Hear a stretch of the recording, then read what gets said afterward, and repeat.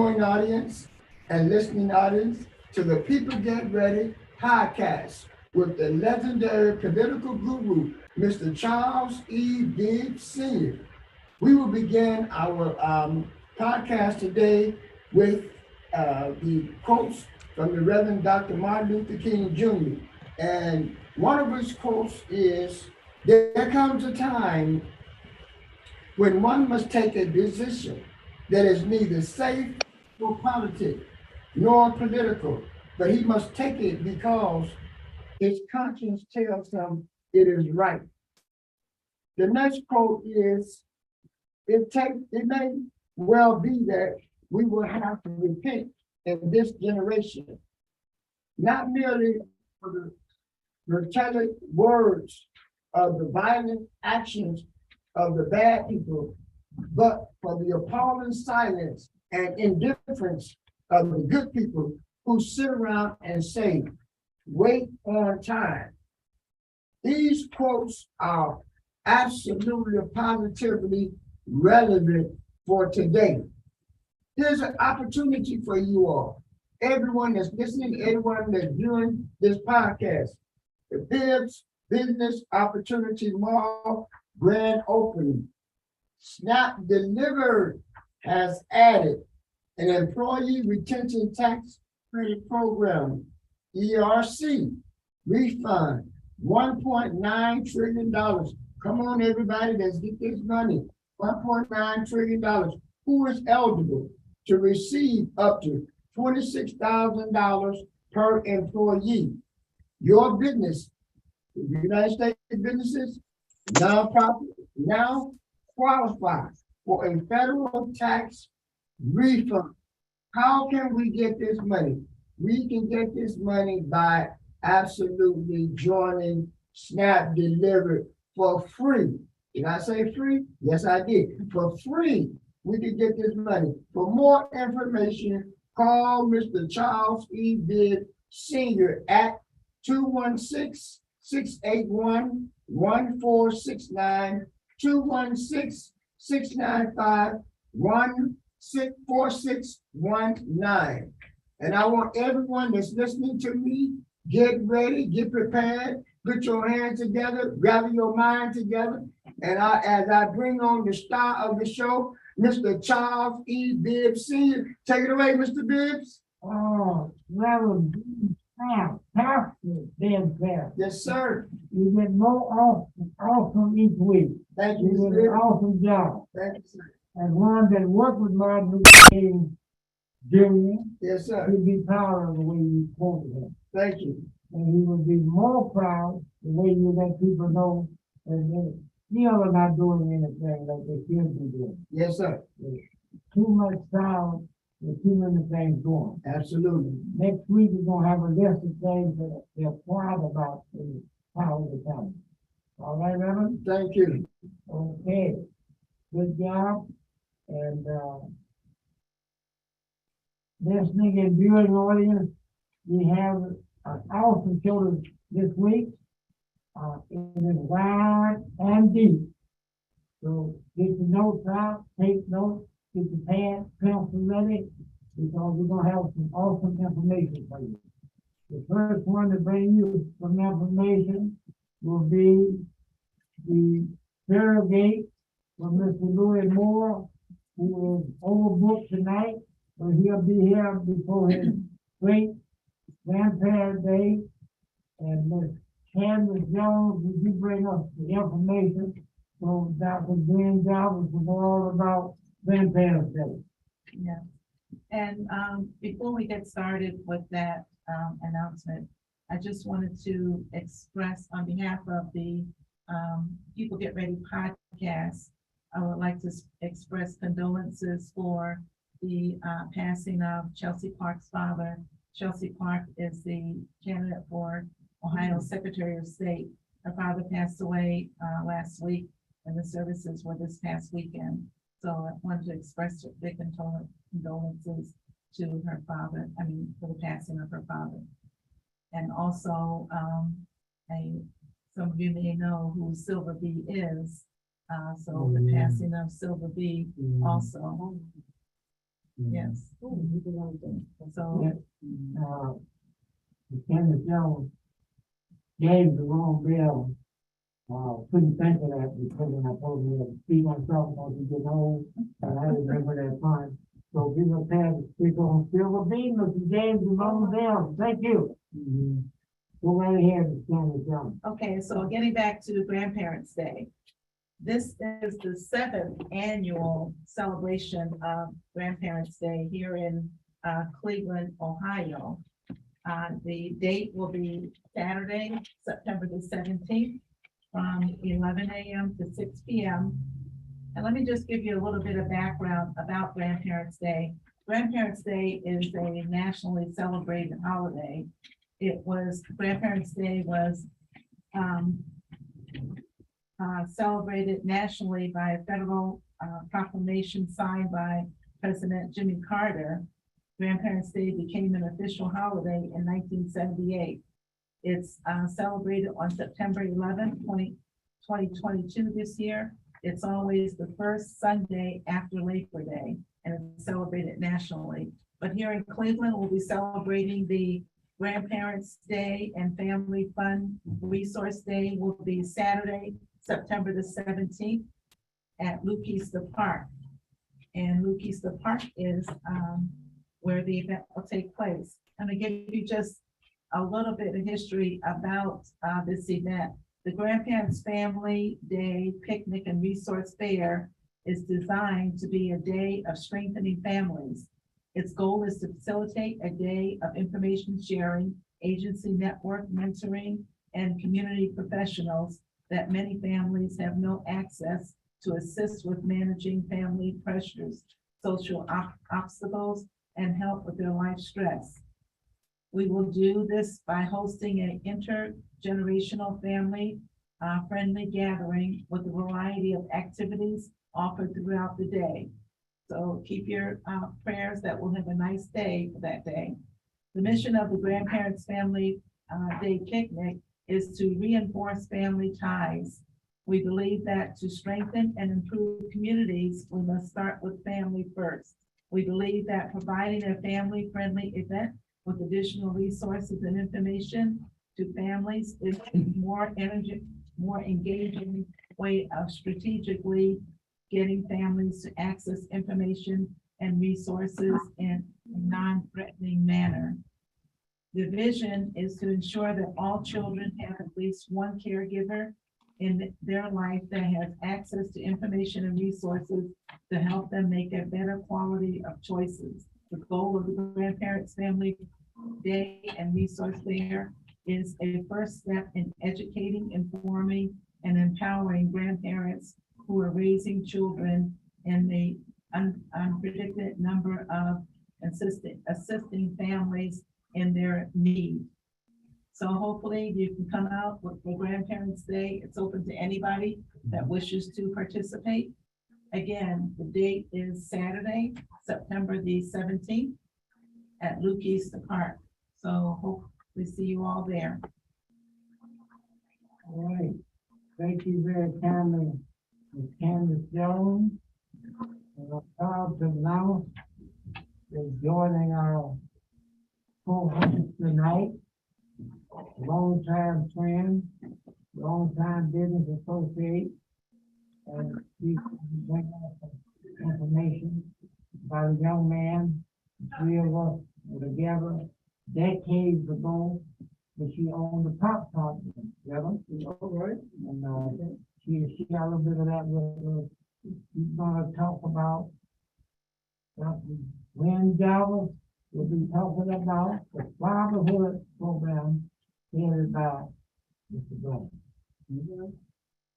Mike is all yours, Doc. Okay, good afternoon, everybody, and thanks, Mr. Bibb, for allowing me this opportunity to be on live on the podcast because I have been on the phone with you live. And a little bit about the fatherhood program. It actually started about 20 some years ago. It started because a friend of mine, who most of us know in the greater team here, Gregory Johnson, he was urban league. His son was one of the first. I don't want to say he was the first one, but he was one of the first kids in the country to die from sugar diabetes. So we were sitting on my porch, and the reason we were sitting on my porch is because it was the same time his son enjoyed decorating Christmas trees. And we're from the west side of Cleveland, and we would all, and his son's name was GQ, Gregory Quentin, and we would always decorate the tree. And so he didn't, unbeknown to Greg, he didn't even know his son had sugar diabetes at all. And he was big in sports and John Marshall and everything. He and I grew up together, and his children and my children grew up together. And that's where the fatherhood program started. And why I'm not listed, because it wasn't important about who I am, it was important to have that mission carried on in throughout the nation. And I am so, and actually now it's throughout the world. There is some components of the fatherhood program. And the person who directs the fatherhood program is Al Grimes. And he was handpicked because he used to work for me because I had the second black pop company, co-owner of the second black pop company that we ever had in the country, which was Star Beverage. And so Al worked for me and things happened. So, and when we took it to the commissioners, it's such a long time ago, the commissioners was Jimmy Moore, Frank Russo, and my friend Phil Austin Young. And they asked, well, who do you want to run this thing? And I said, Al Grant. And so he has it, hopefully the plan is for life. So the fatherhood program was created is because there has been an absence of fathers in households. And this is an opportunity for fathers to come with their, to be a part of their children's lives. And there's different ways that they can be a part of their children's lives, even if they're not in the household with them.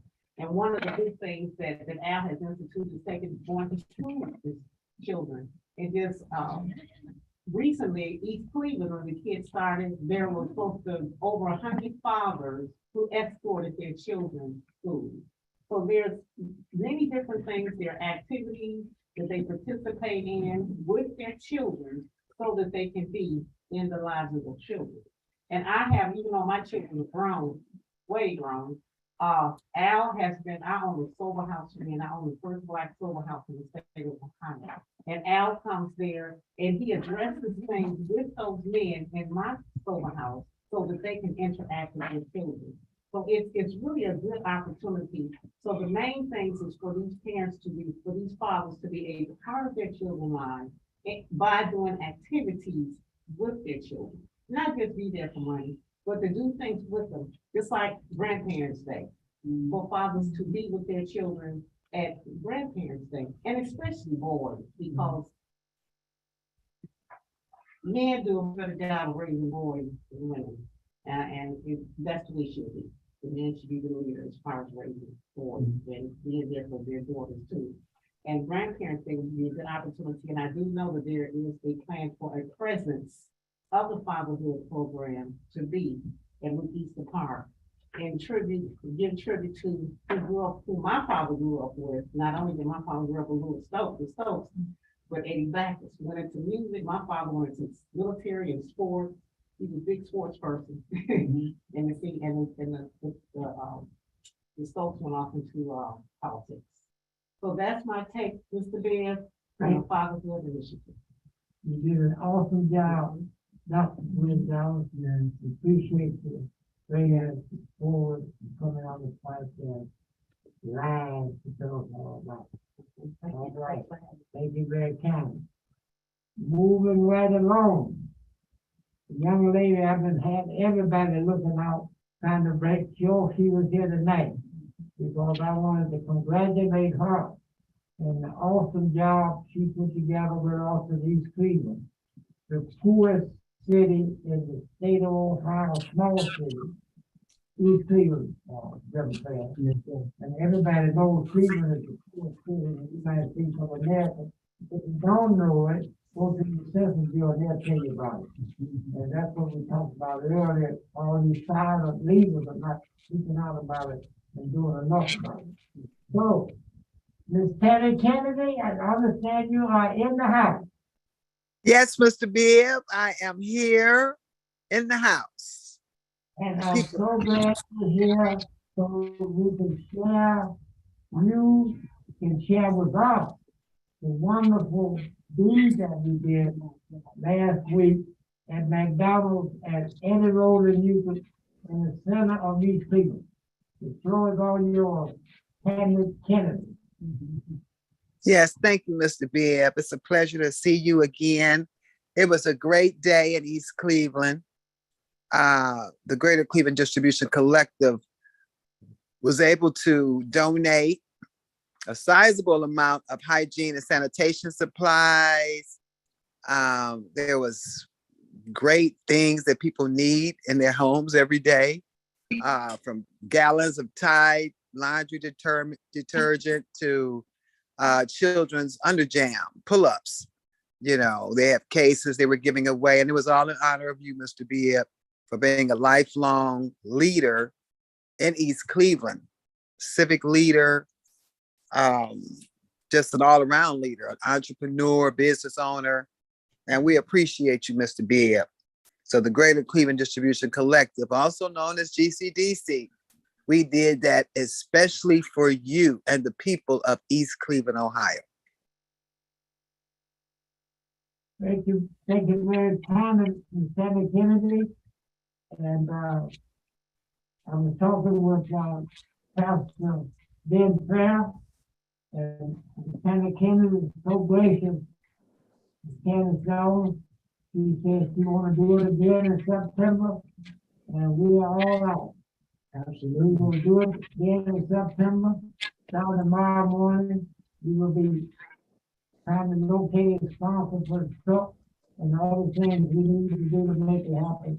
But it's going to happen again in September, thanks to Ms. Candace Kennedy and our awesome operation. Thank you. Oh, you're welcome, and thank you, Mr. Bibb. It's my pleasure. And Mr.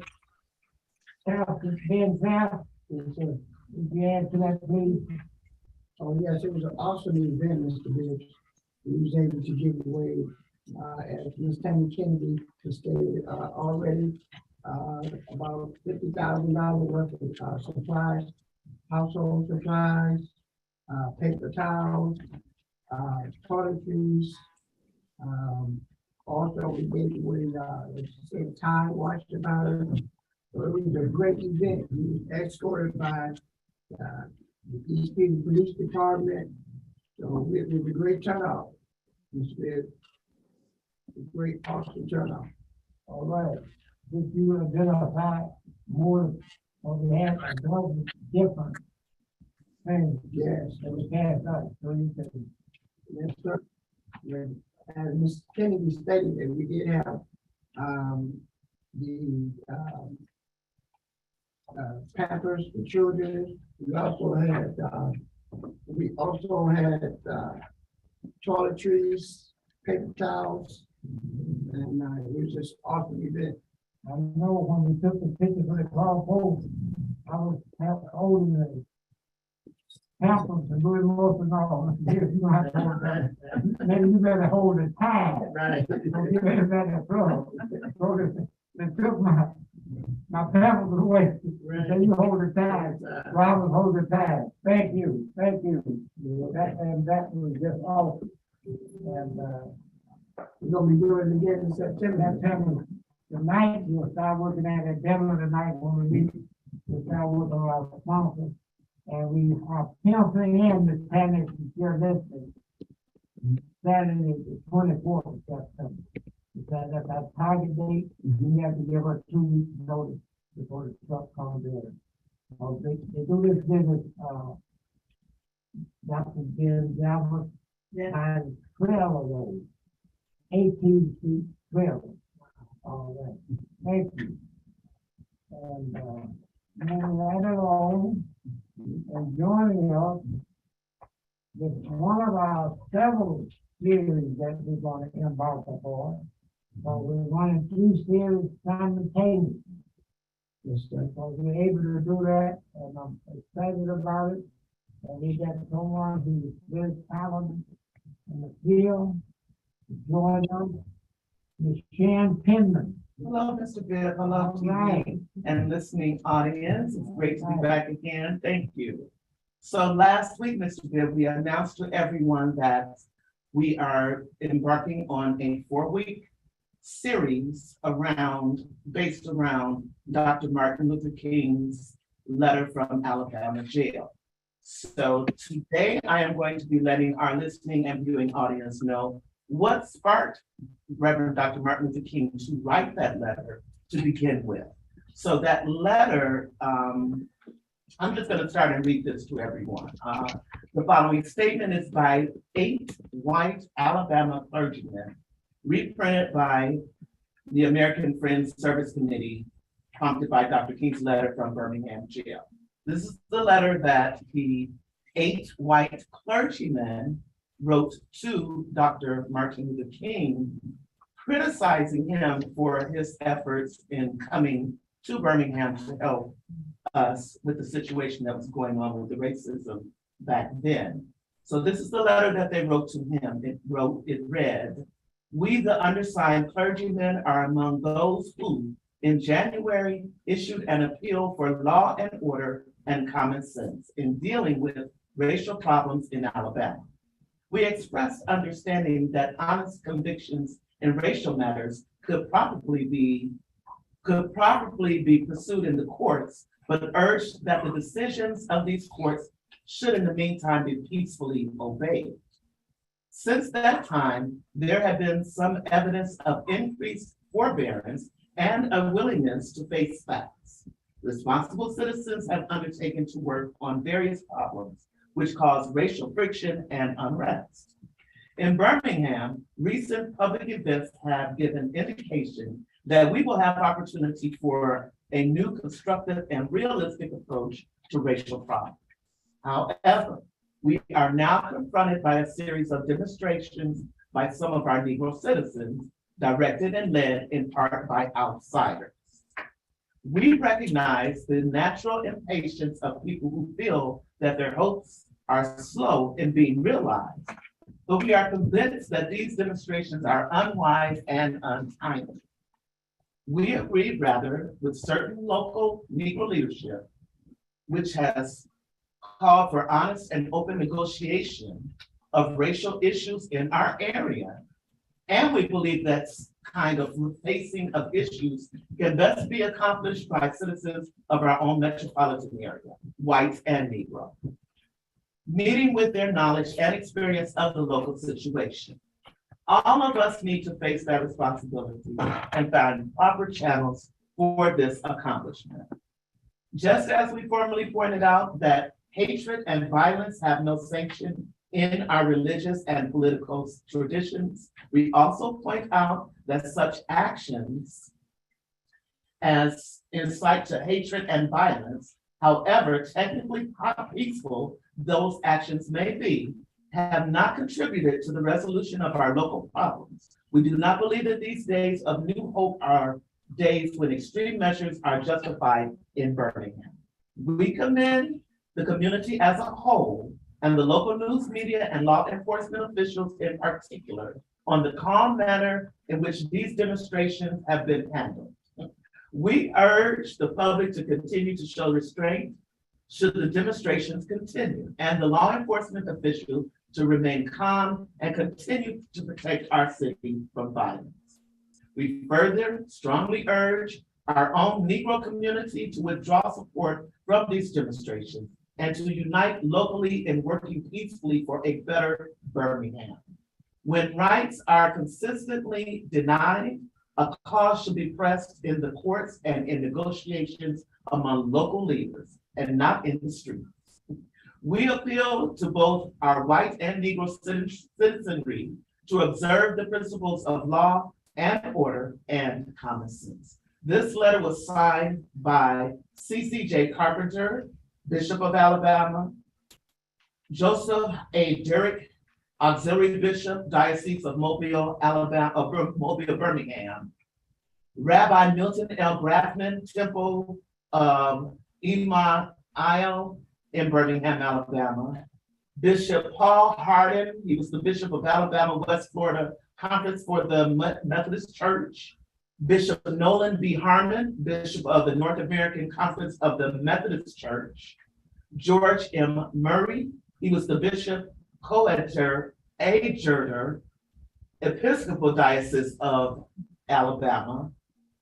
And two of last listings were Edward Rainage, he was the moderator at Presbyterian Church in the United States, and Earl Stallings, pastor of First Baptist Church in Birmingham, Alabama. All 8 of those signed off on that letter and sent it to Dr. Martin Luther King. And I'm going to end this with what incited him or irritated him the most of what was said in that letter was that statement in the top where they called him an outsider. Okay, he was invited there by the citizens, the Black citizens of Birmingham, for his help. So he was not an outsider by the fact that he was invited.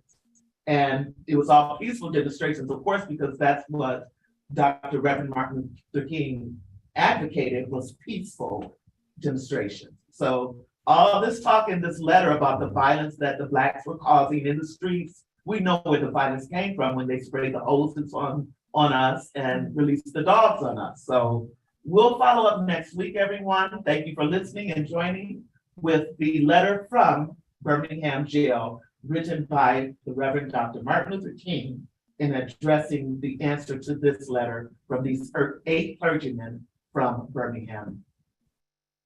I want to thank you, Ms. Shan Penman. Thank you. That was an awesome job. Yes. Most people don't know that the letter first wrote was by the white clergy in Alabama, chastising Reverend Dr. Martin Luther King Jr. And he didn't have a big pretty desk in jail. He didn't have a lot of papers to write on from Burroughs at that time or any other bookstore paper. He had to use that paper to write that letter from the Birmingham jail. Yes. And that's what Mr. Chairman, what committee will bring forth next week.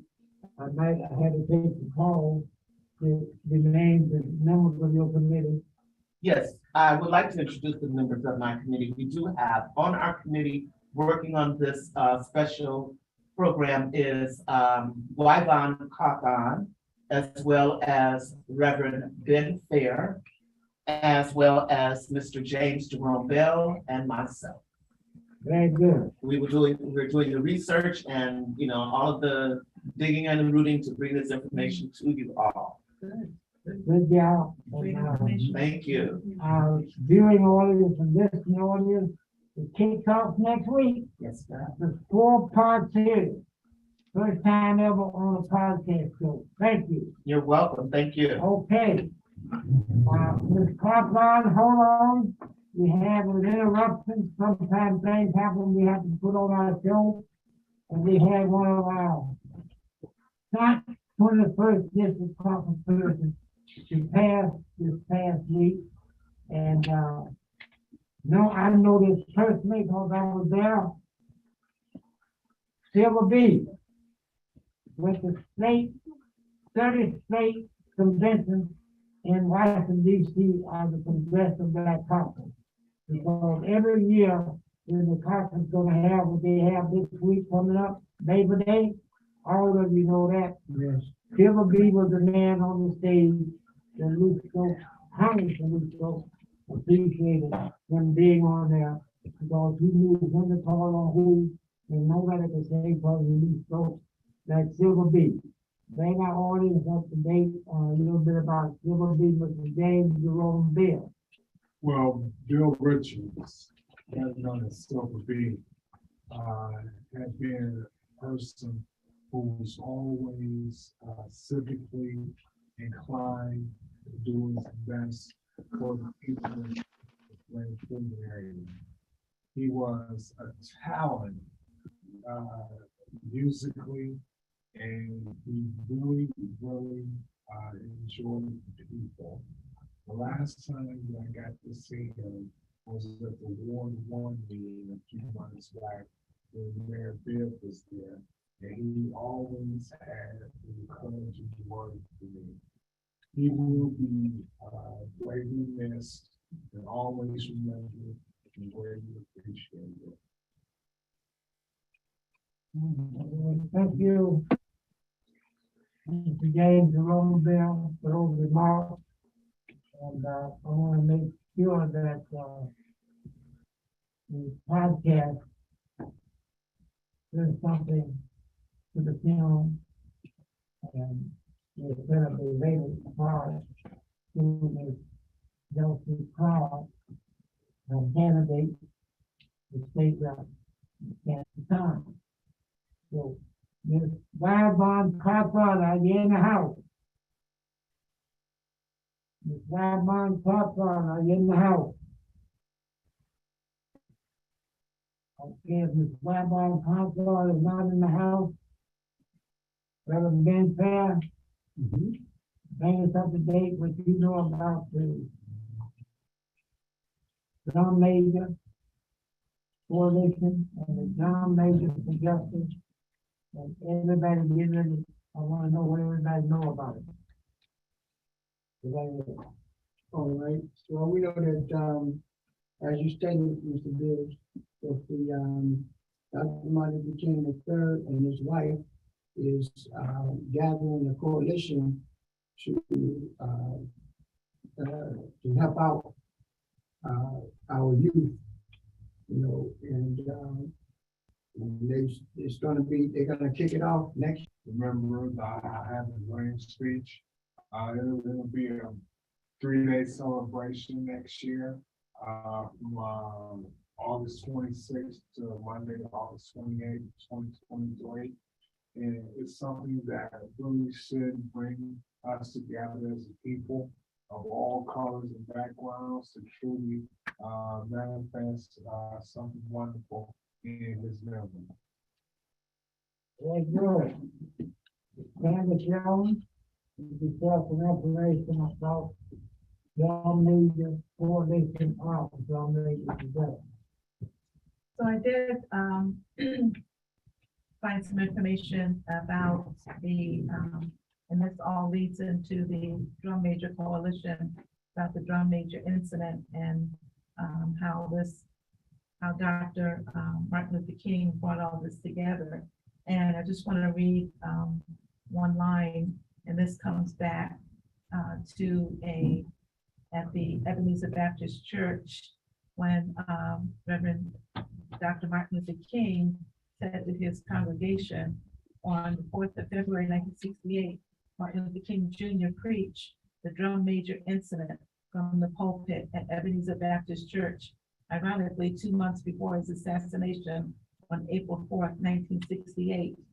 And it goes a little bit further, but I wanted to read this one part at the end where Dr. King told his congregation to remember his attempts to feed the hungry, clothe the naked, and comfort prisoners.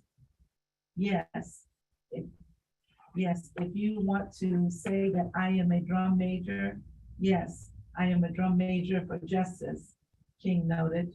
Say that I am a drum major for peace.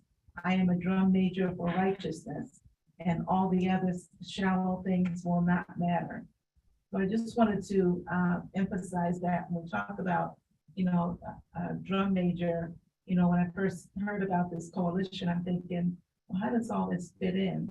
When you think of a drum major as being a leader of the band and the controlling and the one who's actually having everyone follow them, to me, that fits right in with all of this and saying that, yes, he's a drum major for the righteousness and for justice. So I just wanted to share that information that I gathered about the drum major incident. All right. Chair Hammond.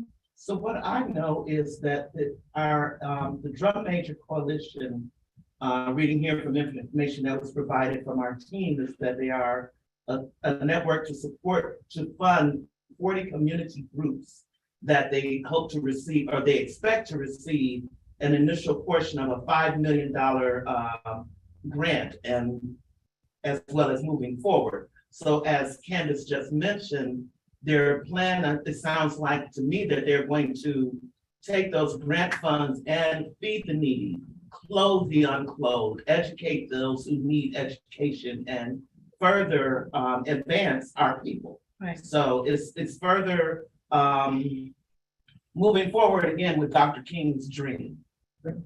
You hit the nail on the head. Yes. That's what it is. Yeah. Thank you. What you said, Pastor, Bibb said, it's a generational change. Yes. Anybody know what year he made the speech?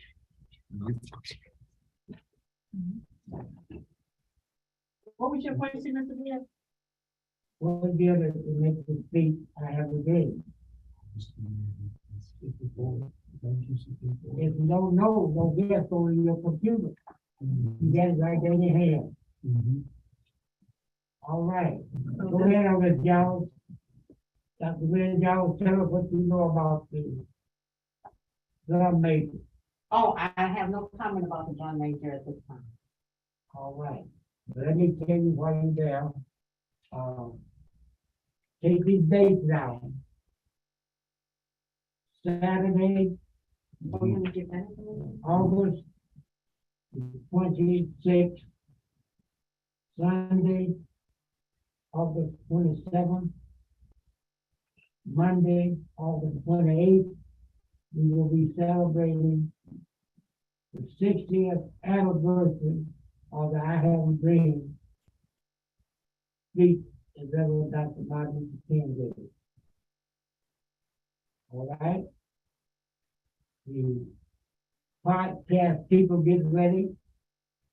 We'll have a caravan going up to Washington, D.C. to celebrate with the rest of the country. We will have hotels, we will have buses, and some will want to fly, and some will want to drive. And the gentlemen, so we'll have them going all the way. Some will even want to go on the Greyhound, or they can make the time for the regular trip. So that's 1 year from the ninth. Those dates, Dr. William Jarvis, is 2023. Yes, that's correct. And to get a little closer, James Jerome Bell, the bus will depart 12:30 a.m. Saturday, the 26th of August, from the McDonald's. We'll just pass all that stuff off with the needy. And then we'll stop at Richmond Road and Harvard to pick up the southern part of the city. That's where the Marriott Hotel is, the big parking lot there, where all the stores are. The next stop will be Washington, D.C., the next morning. We will be at the Omni Company Inn in the city of Omni. Okay? Yes. Then, Brother James Jerome Bell, big celebration itself, and the program will be Monday, the 28th. Those programs are usually around noon, and you can finish up around 4 or 5. We will be departing Washington, D.C., back even around 6 p.m. after we have done it. So it's all non-stop coming back to Cleveland. That's a little advanced information, and so you can start to get it together. And we'll have 100% of the information in another week or two. Any questions? Thank everyone for participating, and we're ready to move into our next part of our program. And we are almost on schedule. James Jerome Bell. And Dr. Galvin. So again, that can we use your 2 minutes? Yes. So they have some information for us. The Cleveland Clinic has one of the most ambitious agendas I've seen, period, not in a long time period. They're gonna hire 1,200 employees by December the 31st, they're saying, so 1,200 employees, and they all must be from the city of Cleveland. That's gonna be really something. So Dr. Jarvis went out to the first job fair. Would you share with us what you found out, man, that you get finished up, Mr. James, along there? Thank you. Okay, on Saturday, I had an opportunity to meet the program manager who's in charge. And we had a little conversation. Her name is Kimberly Kirby. And about the 1,200 people, they had little signs. I think that the signs need to be bigger so that people would, folks would be interested and open to see what's going on there. And she shared with me there was about 100 people who showed up. So it was interesting, and there's a lot of help that she would need because this is a young person, and they really haven't given her a lot of direction as to what she's supposed to do. You gotta talk about fair. Okay. Talk about being finished. Okay. About the fair. So at the fair, there was, you fill out an application. There's, they have positions that's available. They have positions available for everything under the sun that for opportunities there at Cleveland Clinic Hospital. It could be from what they call it, from working from maintenance all the way to the pharmaceutical. Every opportunity there to work. And they're looking for people the age of 18 years and older with a high school or diploma or GED. And I asked her about persons who have felonies. She said, we're really not concentrating on that at this time, but they're trying to get the people employed. And they're really looking for people in the greater Cleveland area.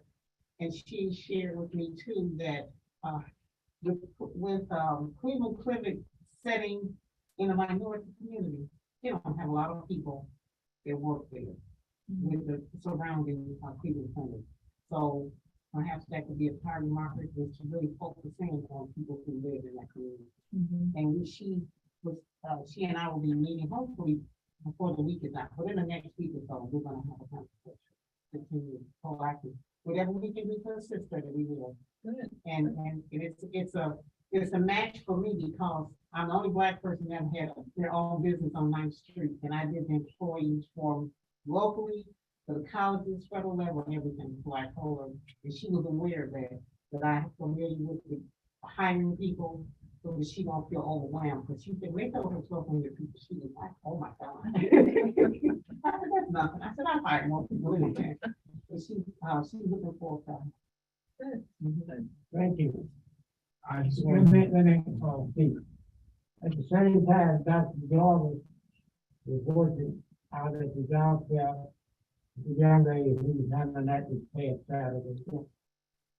James Jerome Bell, who happens to live in the ward with the Cleveland Council president.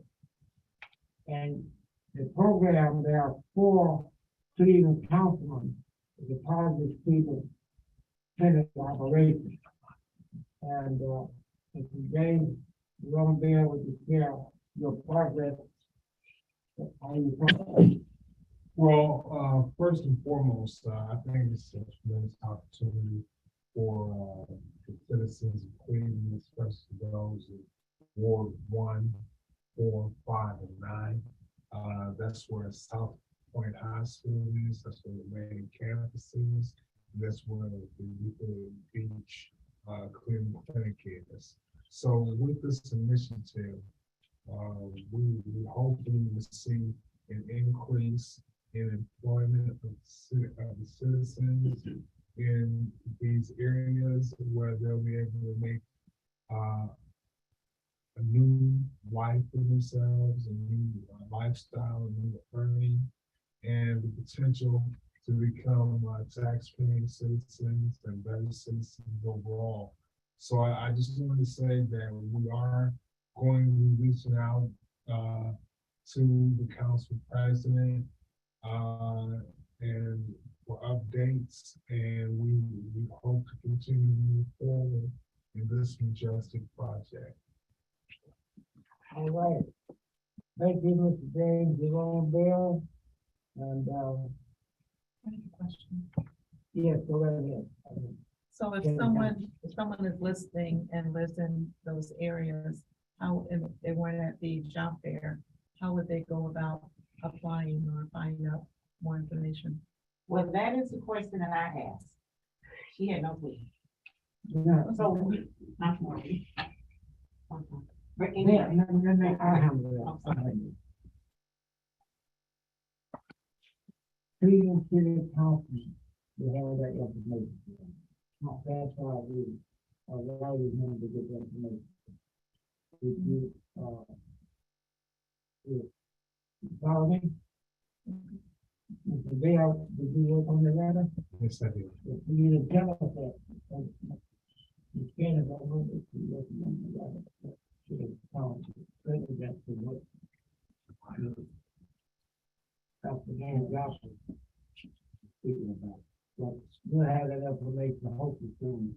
The letter is going out to the council president in the next day or so. So next week we have some more information. That's how that works. And while we're on the next subject, Dr. Johnson, did you bring in the applications from the staff?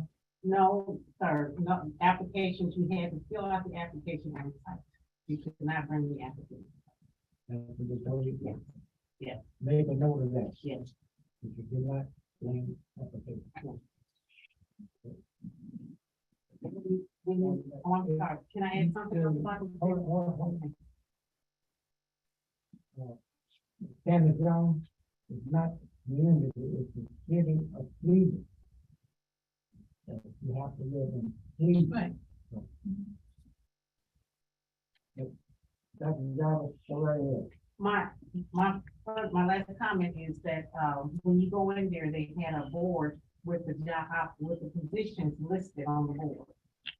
And you filled out your application according to what your desire was from a board, They had the positions on the board. on the board.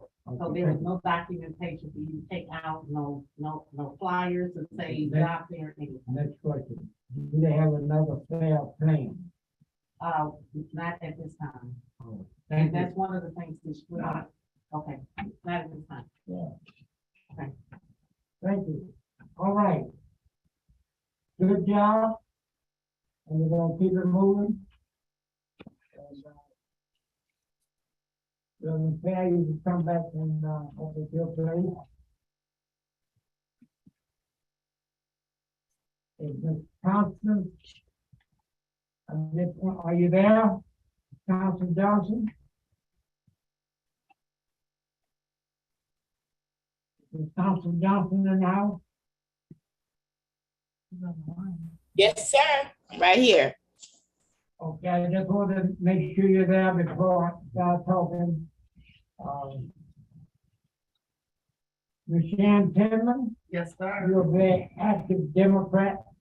And I'm proud to announce that the state Democratic Party has put together a regime that they intend to take back the state of Ohio this year in 2022 statewide. Great day. And, there's a young lady that's representing the area where I live and some other ward dates. We're gonna explain all that to you in a minute. But I'm happy about it because he knows and I know that the turnout in the primary represents there was 6%. 94% in the last primary, they didn't care what they were doing on TV. Right. They wasn't coming nowhere near the vote place. So they're here, they got about 69 days to do what they're gonna do to get the vote out. And Councilman Johnson gonna share that information with you. Councilman Johnson, the floor is all yours. Thank you, sir. I appreciate you having me on. But I'm gonna do things a little bit different. I do work for the party and it's a part of the Workers First campaign. They want me to let you know that we're hoping that we all vote Democratic all the way down the ballot. We've seen what happens with Republican leadership. We've seen how that impacts our communities and our day-to-day lives. And we know that we can't afford to have that happen. But I want to speak a little bit right now, just as a resident of Cleveland that has been working in the community for over almost 30 years now. We need to start to vote, not just because of those candidates, but because it is time that we start to take control of the things that impact our lives. We have seats open on the state Supreme Court. We have, 7 Black women on the ballot in the state of Ohio for the first time. We also are facing one of our first elections after redistricting for the House of Representatives. If you go back online, look at what the map was in 2012 and look at what that map is today, you'll see that Cincinnati, Cleveland, and Columbus are dots now. And the rest of the districts make up multiple counties. If we don't turn out to vote, we can't expect anything that will be a help to our community, that will keep us going forward. We need to be a part of registering to vote, not just for this election, but for what we have coming up next year. Sherrod Brown's seat is open, and that's going to be a dogfight. We cannot afford to lose his seat. We cannot afford to have Tim Ryan lose this year. And if what we're going to do is to take the state of Ohio back and make it what it is we want it to be, we have to start by first registering to vote. We have to make sure that we are up to date. If we have moved, if we have changed our names, if there's anything that gets in our way, making sure that we register to vote. And now you can register online. So there's really no excuse, but we'll be out into the community now. Once you register to vote, you've got a couple of different ways that you can cast your ballot. You can do an absentee ballot where you request them to send you a ballot. They send a ballot to your house, you fill it out and you send it back. Or you can take it back and deliver it deliver it by hand. Want to let you know that you can register and vote at the same time at the Board of Elections up until October 11th. I want us to start to think about how we can actually take control of the ground under our feet here in Cuyahoga County. We have people in positions that impact our lives, judges, prosecutors, that make decisions that impact our lives. And we're not able to control these things because we're not taking control and taking the power that is already ours. We don't have to ask for permission to be okay. We don't have to ask for permission to have our concerns listened to. What we need to do is just take what is ours. So get out or stay home on your phone and register to vote. Figure out, sit down and make out a plan of how you're gonna vote on election day. Who's gonna watch the kids? What time do you get off? Are you gonna go in before? You're gonna go in afterwards. Data shows that when you make a plan, you're more likely to actually follow through. We're going to recommend that you find a voting partner, someone that can hold you accountable and you can hold them accountable for casting a ballot. And then on election day or by absentee, cast your ballot. Let your voice be heard. And if anybody tells you that your vote doesn't matter, remind them that in Georgia, it's illegal to give someone a bottle of water in line. Your vote matters. If somebody tells you that your vote doesn't matter, go Google the House district map in Ohio for 2012 and then what it is in 2022 and see those differences. They wouldn't be coming for your vote if it didn't matter. The only thing we have to lose is what we let go of and don't claim as our own. So again, Mr. Bibb, I thank you so much. During the work that I do, we see a lot of what's coming, and we know that there are people in power who don't expect us to vote at all. They're moving like we're not going to, and we have to change that perception. So don't leave yet, Ms. Johnson. Will you tell us the area that you're covering? Okay. I am working specifically in Cleveland, wards 8, 9, 10. Bratton, and East Cleveland, but I'm partnering with 2 wonderful women There's Dolores and Marissa, and we are all working together for all of those East Side wards. So we're asking you if you're interested in volunteering, if you want to be a part of this, because we're asking a challenge. You've got 60 days. We've got September and October, that's 60 days. We're asking you to volunteer for 60 minutes in 60 days. Give us 1 hour in 60 days and help us get these candidates into office. If you're willing to be a part, just text the word voter to this number, 216-282-5340. I'll say it again, 216-282-5340. Text voter to that number. Someone's going to get back with you. We're going to get you in touch with the right organizer for your ward, and we're going to see how you can be involved and how we can support you in casting your ballot. Okay, one last question. When the early vote starts? Early voting starts, I want to say October 11th. Hold on just a second. Yes. Early voting is October 12th to November 7th. Thank you for that, Carrie. All right. Good luck, and we'll see you on the trail. Thank you so much, sir. Have a good.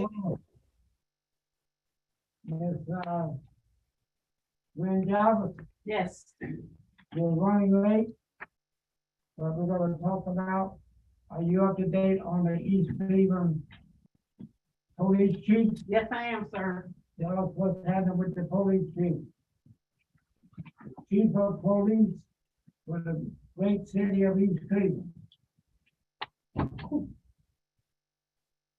Thanks for giving this opportunity to help our community, the greater Cleveland and beyond area, to know our government.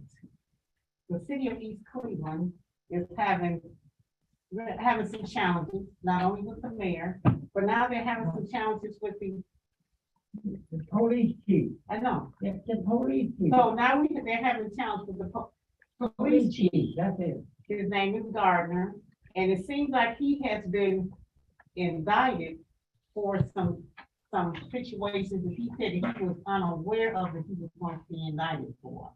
So not only is he being indicted for some bad checks and some other things, but not only in East Cleveland, but also in Akron too.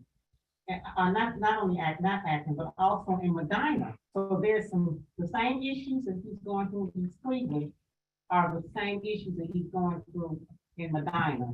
So very good. We run out. Do you know when he's doing for? no, I don't know. All right. I want to say September 12th. No, if you don't know, I don't know. it's in print in the Yes. game bill. Yes. All right. Let me add that. So how many minutes we got left now? One. Tomorrow morning, 9:30. The vice president of the East Cleveland City Council, Mr. Ernest Smith, will be before the Board of Elections, Dr. Gwen Jarvis. Okay. And they're recalling him. That's the new moon, which is Board of Elections chief,